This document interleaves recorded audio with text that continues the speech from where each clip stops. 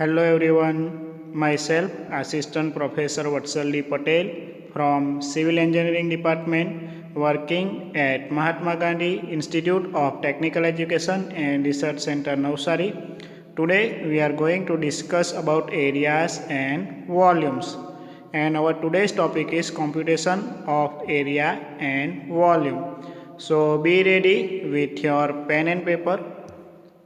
So let's start with the use of planimeter. The planimeter is used for computation of area from a plotted map. So you can see its figure here.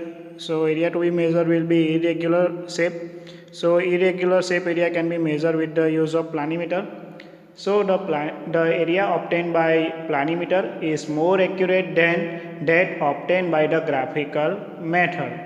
There are various types of planimeter in use, but the Amsler polar planimeter is the most commonly used now. So here is the construction detail of the planimeter in the figure. So various components are shown, or say parts of planimeter. So if we discuss about this, it consists of two arms. The first arm is known as the tracing arm, which is here, this one, tracing arm. Okay. So the first arm is known as the tracing arm. Its length can be adjusted and it is graduated. The tracing arm carries a tracing point. Which point? This one, tracing point, which is moved along the boundary line of the area. There is an adjustable support which always keeps the tracing point just clear of the surface. The other arm is known as the pole arm, or say anchor arm. So here it is, anchor arm. Okay. And carries a needle pointed weight or fulcrum at one end. This one, needle point, or say fulcrum at one end. The weight forms the center of rotation. The other end of the pole arm can be pivoted and pivoted point by a ball and socket arrangement. There is a carriage which can be set at various points of tracing arm with respect to the vernier of index mark. So this all arrangement, this section, okay, is known as the carriage. The carriage consists of a measuring wheel and a vernier. Okay, so vernier and measuring wheel is here. You can see it in the image. The wheel is divided into 100 divisions and the vernier into 10 divisions. The wheel and the vernier measure reading up to 3 places of decimal. For example, 0.135, 0.185, etc. The wheel is geared to a counting disc which is graduated into 10 divisions. For 10 complete revolutions of the wheel, the disc showed a reading of 1 division. So here is the wheel and here is the dial. Okay. So after 10 division, or say 10 complete revolution of the wheel, the disc show a reading of 1 division. Thus, the planimeter shows a reading of 4 digits. For example, 1.135, 1.185, etc. The counting disc shows unit, for example, 1, 2, 3, etc. The wheel shows tenth and hundred, and the vernier show the thousands. So be sure you remember all this when writing your data. Okay, when you write down your reading, be sure you notice. And the planimeter rests on the tracing point, anchor point, and the periphery of the wheel. So here I have mentioned all the function, and we have already discussed it in this image. Okay, so write down each and every point, because this is a very important point and very important theory for your examination. So be sure you write down each and every point. So these are the all points. Next is procedure of finding area with a planimeter. The 1 year of the index mark is set to the exact graduation mark on the tracer arm corresponding to the scale as given in the table. So we will see the table at the last. Okay. Suppose the scale is 1/1. Then the 1 year of the index mark should be set as per value given in the table against the scale of 1/1. So if we talk about this, it will be here. Okay, like this one, this table. Okay, so this table will be given by the manufacturer with the 1 year. Okay, so we will see it at the last. So we have already discussed this point. Okay, so next, the anchor point is fixed firmly in the paper outside or inside the figure, but it is always preferable to set the anchor point outside the figure. Be sure you remember this point. Okay, it is very important for your measuring. Okay, if the area is very large, it can be divided into a number of small divisions. It should be ensured that the tracing point is easily available to reach every point on the boundary line. So if we not follow this, there will be difficulty in reaching the every point. So for this we have to clear this point. Okay, so be sure you remember this point mainly. Next, a good starting point is marked on the boundary line and the tracing point is placed over it. Observe the counting list as we discussed earlier, the wheel and the 1 year, and record it as a initial reading, or it is denoted by capital IR. Okay, so we have already discussed the procedure. So observe the counting list, the wheel and the 1 year, and record it as a initial reading.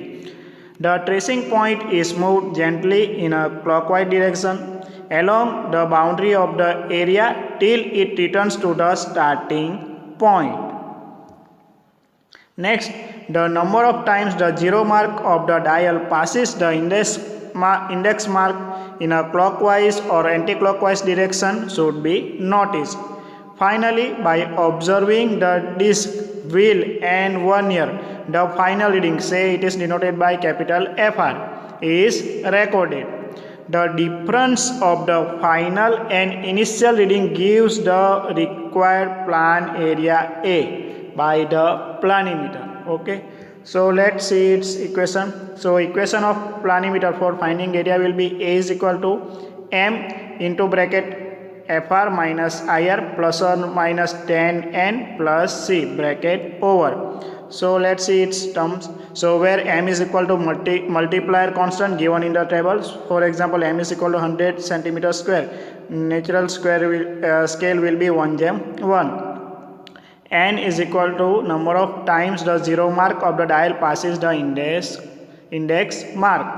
C is equal to the additive constant given in the table. FR means final reading and IR means initial reading. So this equation is mainly important. Okay, so be sure you remember it. Write down this equation. Also you can solve sum by this. So be sure you remember this equation. So we have to take note for this reading some notation. Okay, so let's see it. So capital N, okay, is considered positive when the zero of dial passes the index mark in clockwise direction, and capital N is considered negative when the zero of dial passes the index mark in an anti-clockwise direction. The value of capital C is added only when the anchor point is inside the figure. Next, generally 1 year is set as per scale 1/1 on the tracing arm, and the area of the land is obtained by multiplying the plan area by the scale to which the plan is drawn. When anchor point is outside, C is equal to 0. If zero mark does not pass the index mark, N is equal to 0 and M is equal to 100 generally, then required area A will be equal to 100 into FR minus IR. Okay, so FR and IR means final reading minus initial reading. So be sure you remember it terms. Next, let's see the multiplier constant, or it is denoted by capital M. So the multiplier constant or the planimeter constant is equal to the number of units of area per revolution of the roller. The value of the constant for various settings of the tracing arm are generally supplied by the instrument maker. When not supplied, it can be calculated by the expression. So generally multiplier constant is given by the manufacturer with the 1 year. It is as we see the table will be given, but if it is not supplied, then it can be calculated by following expression. So m will be equal to 2mRL, where m is equal to the planimeter constant, capital L is equal to length of tracing arm, and r is the radius of the roller or wheel. So the value of m, capital M, is generally kept at 100 centimeters square. For any other setting of the tracing arm, the value of capital M can be determined by traversing the perimeter of a figure of known area, say capital A, with anchor point outside the figure. So then equation will be m is equal to known area divided by n dash. So it is given by A divided by n dash. So here is the equation.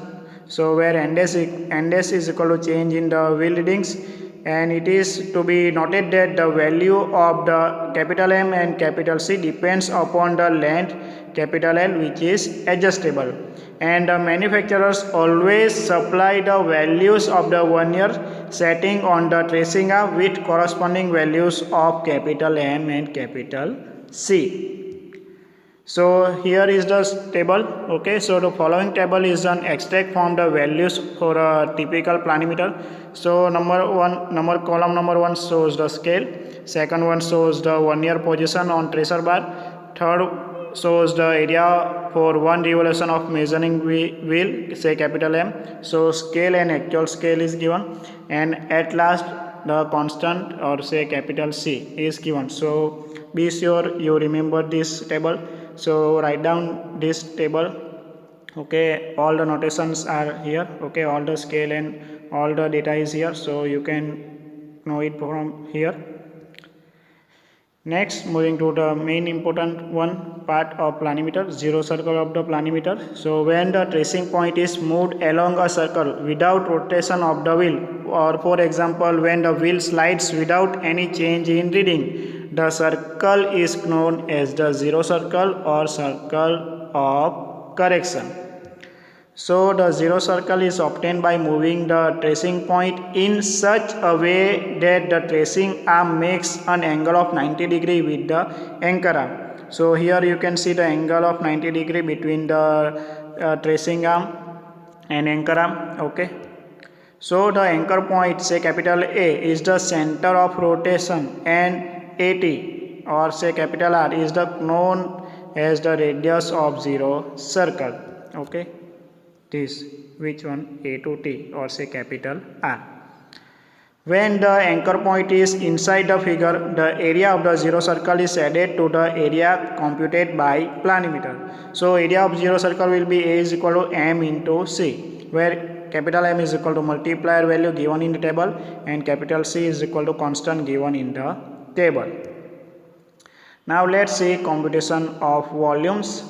So computations of volume for all types of project for their designing and estimation of earthwork is commonly required during construction work such as road, railways, canals, etc. The volume of earthwork is required for the selection of a suitable alignment for a road, a canal or a sewer. The volume of earth is also required for the preparation of the estimates and for the payments of materials. Similarly, capacities of reservoirs are required to be estimated for proper designs of dams, water supplies, hydroelectric and irrigation projects. Volume computations are also needed to determine the capacity of bins, tanks and reservoirs, and to check the stockpiles of coal, gravel, sand, concrete and other material. So now let's see volume from cross section. So for estimation of the volume of earthwork, cross sections are taken at right angle to a fixed line, generally the center line, which runs longitudinally through the earthwork. So the cross sections are invariably employed in a route survey for road, railways and canal works. The spacing of the cross sections depend upon the accuracy required and the character of the ground. The volume of earthwork between the successive sections is determined from the areas of various cross sections. The basic unit of the volume of earth is cubic meter. The method of the computation of the cross-sectional areas will depend upon the type of cross-section. So the cross-section generally occurring in practice are the following types like level section, two-level section, three-level section, side hill, two-level section and multi-level section. So let's see all of it. So here is the image of level section. So you can see the image. So where small b is equal to width or breadth of formation. Here 1 minute, this one b. So small b is equal to b width or breadth of the formation.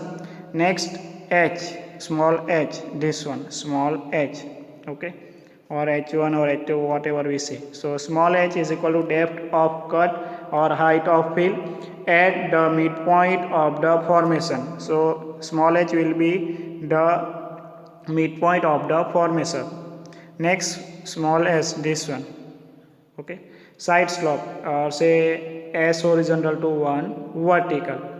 Next is small w, say here we can say w1 and w2. So half it, say it is half it.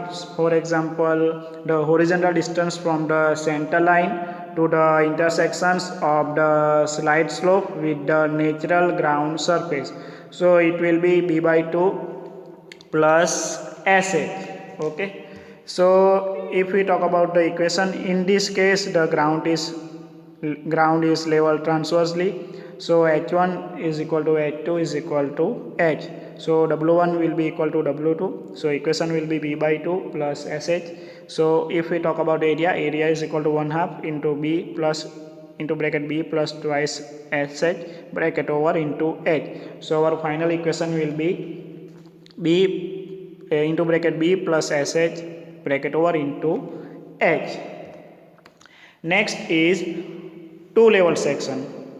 So you can see all the data here. So in this small n is new one, okay, this one small n, okay. So small n is equal to lateral or transverse slope of the natural ground, say small n horizontal to the 1 vertical, okay, 1 in n, so it means ground n horizontal to 1 vertical.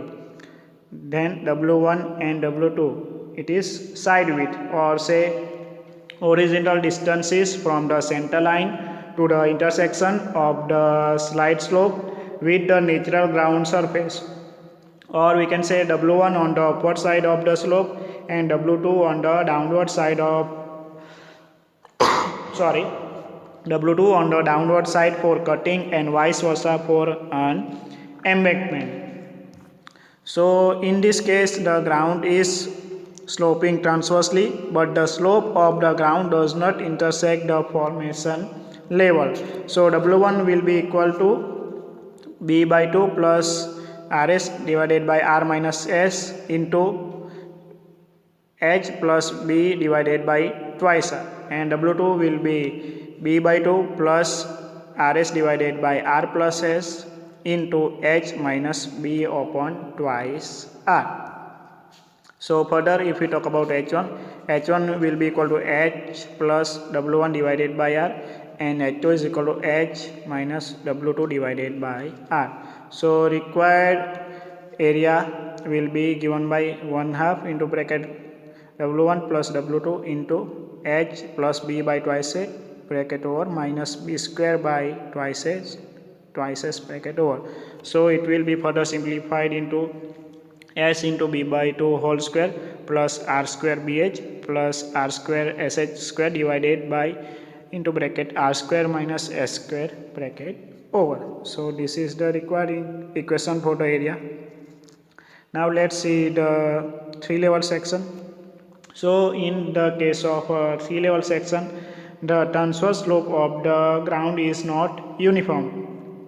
At least 3 levels like C, D, K and K as shown in the figure are required to define the ground slope, say 1 gem n1 and 1 gem n2 on the two sides of the center line. Okay, so center line is here. Okay, so first of all, at least 3 levels. So we have C, D and K, and to require this we have ground slope 1 gem n1 and 1 gem n2. Okay, so here n1 and n2 are the transverse slope of the natural ground, say n1 on the upward side of the slope and n2 on the downward side for cutting, and vice versa for an embankment for a 3-level section. So the area of cross section of a 3-level section is given by the following expression. W1 is equal to R1S divided by R1 minus S into H plus B divided by RS, and W2 will be R2S divided by R2 plus S into H plus B upon twice S. So the formula for W1 and W2 may apply to both sides widths according as the ground rises or falls from the center to both sides. So H1 will be H plus W1 divided by R1 and H2 will be H minus W2 divided by R2. So area will be given by 1/2 into H into W1 plus W2 plus B by 4 into H1 plus H2. Next we will talk about side hill true level section. So in this case the ground is sloping transversely, but the slope of the ground intersects from the formation level such that one portion of the area is in cutting and the other is in filling, say part cut and part fill, partially cut and partially filled. So here is the image. So all the criteria we have already discussed previously in all the cases. Okay, so let's see it equation.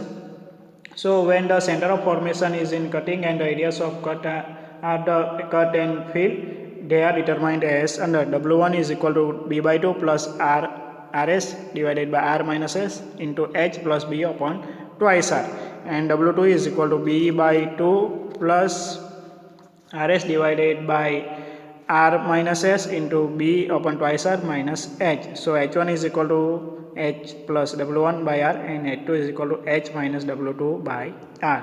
So area in cutting will be given by A1.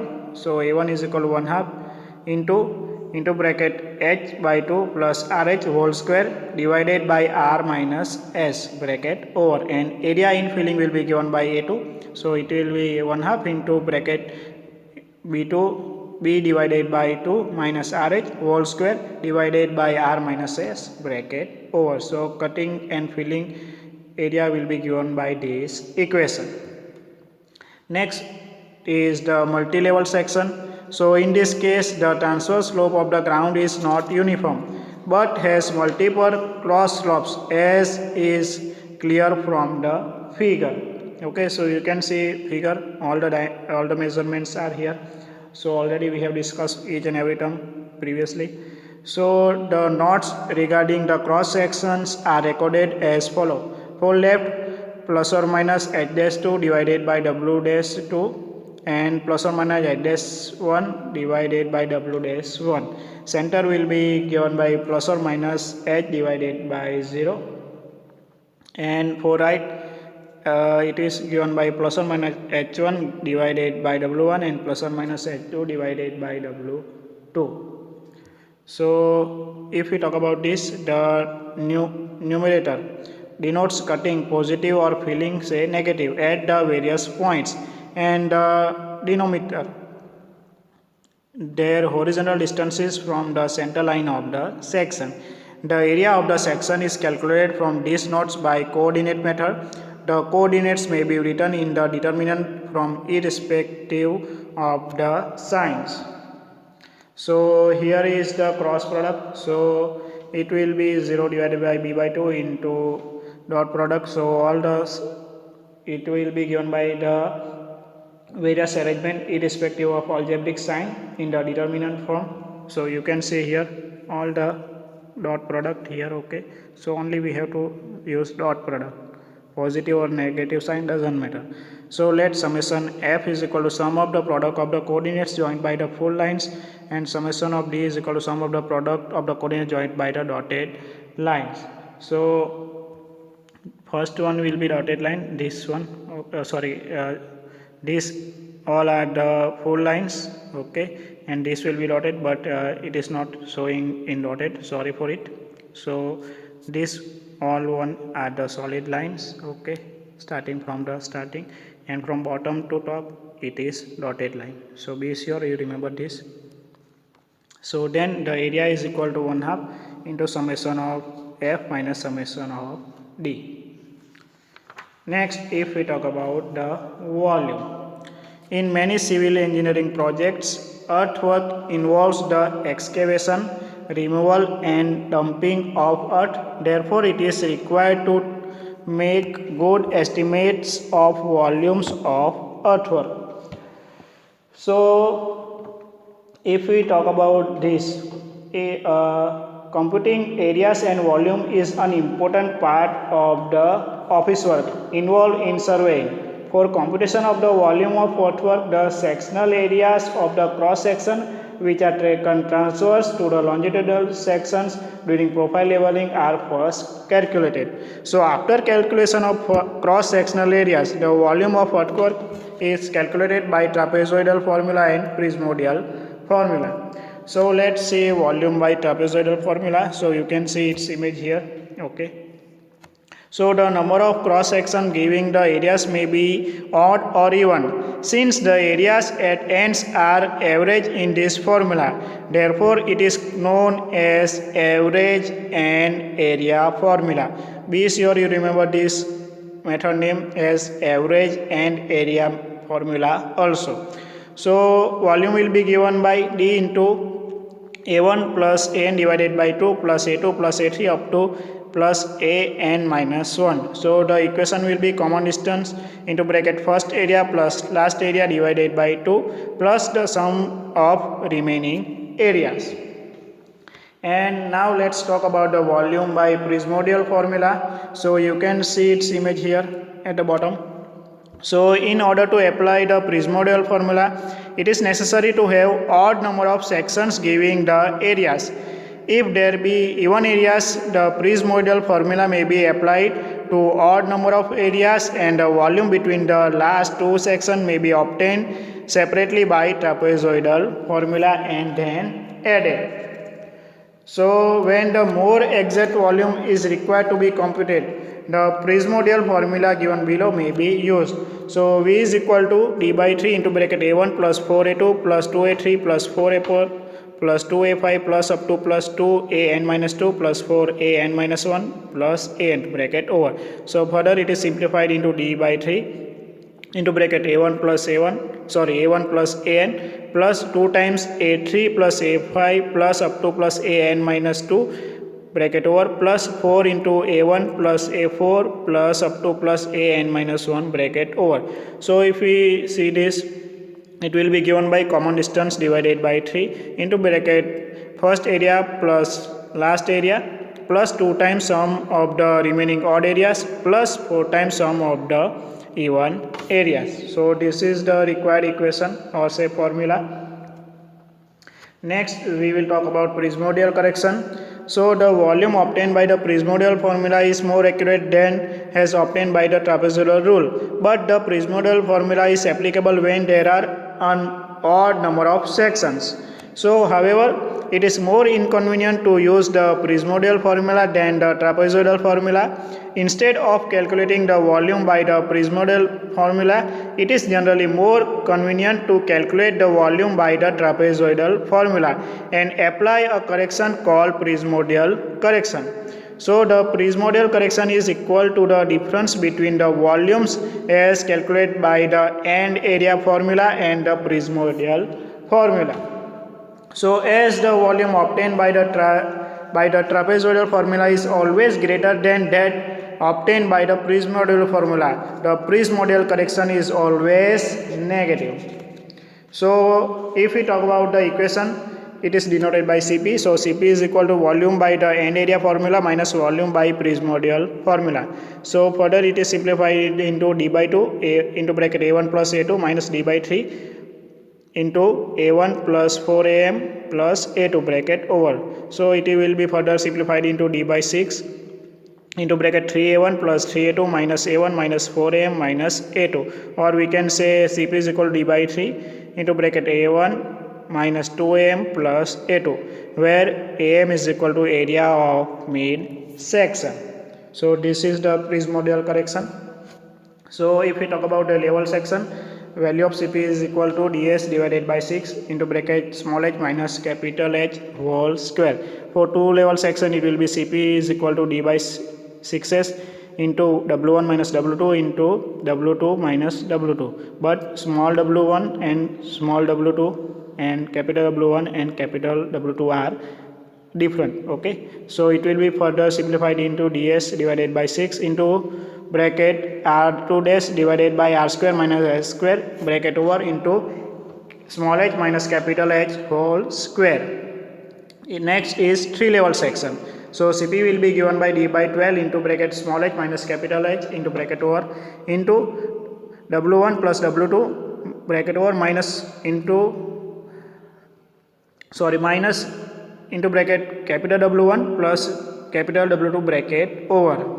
So it will be further simplified by d by 12 into small h minus capital H bracket over. So whole width of one section minus whole width of the other section. This is the simple equation.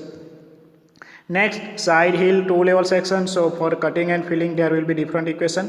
So for cutting it will be d by 12s into small w1 minus capital W1 into b by 2 plus rh bracket over minus into bracket b by 2 plus capital RH bracket over. So further it is simplified into capital D divided by 12 into r minus s into r square into small h minus capital H whole square, and for filling it will be d by 12s small w2 minus capital W2 into bracket b by 2 minus rh bracket over minus b by 2 minus capital RH bracket over. So further it is simplified into d divided by 12 into r minus s into r square into small h minus capital H whole square.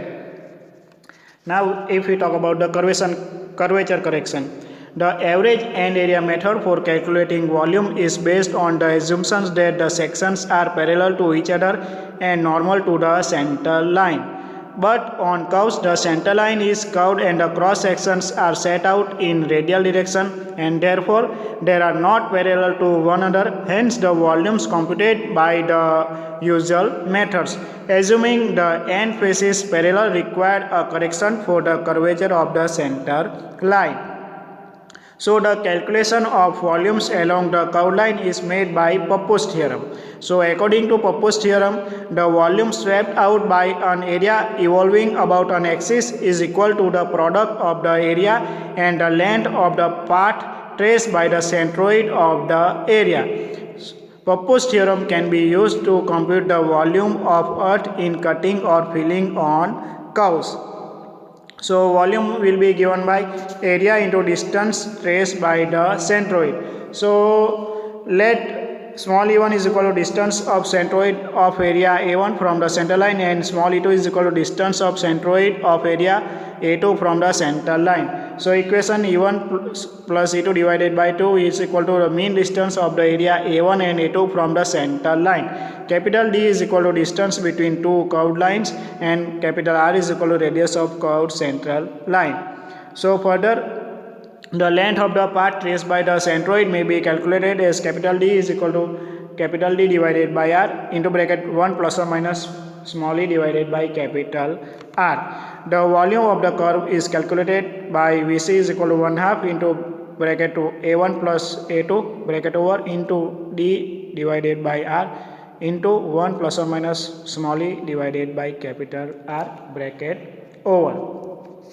So if we talk about level section, no correction is required since the area is symmetrical about the center line and therefore Cc is equal to 0.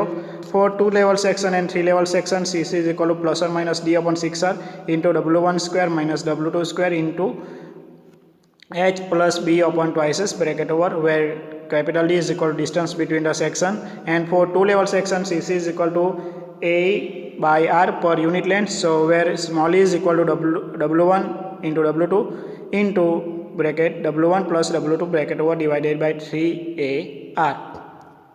If we talk about side hill 2 level section, Cc is equal to A divided by R per unit length, where small e is equal to 1 by 3 into bracket W1 plus B by 2 minus RH for the larger area, and E is equal to 1 by 3 W2 plus B divided by 2 plus RH bracket over for the smaller area. Next is determination of capacity of reservoir. So the plane containing any contour represent a horizontal plane, and the area bounded by a contour is treated as the area of cross section. The contour interval is the vertical distance between any two adjacent cross section bounded by the contours. The area bounded by contour is measured by a planimeter. So here is one figure which shows its characteristics. So reservoirs are made for water supply, irrigation, hydropower, etc. A contour map is very useful to study the possible locations of a reservoir and the volume of water to be confined. And all the contours are closed lines within the reservoir area. So you can see it in the image. Okay. So the area say A1, A2, A3 up to N between the successive contour lines can be determined by a planimeter, and if small h is the contour interval, the capacity of the reservoir can be estimated either by the Prismodule formula or by the trapezoidal formula. But in practice, the capacity of reservoir is measured in terms of volume of water stored up to the full reservoir level, say FRL, capital FRL, which is the level of water at its full capacity. Next is volume from borrow pits. So the volume of borrow pits and excavations for large tanks, basement, etc. with vertical sides can be determined from the spot levels of the ground before starting the excavation and the required formation level. The volume of a borrow pit or of the excavation for the foundation of a building is frequently found by dividing the surface area into triangles, squares or rectangles. So the points where different lines intersect one another are called corner points. These corner points are marked on the ground. Spot levels are taken at all the corner points with a leveling instrument. The depth of excavation or height of filling at every corner point may be determined from the ground level and the required formation level. So this method of estimating the earthwork quantity is also known as the unit area method. So refer the figure. So we discussed this one is shown in the figure. Okay, small p1 and small p. So difference is there. So plot area and regular.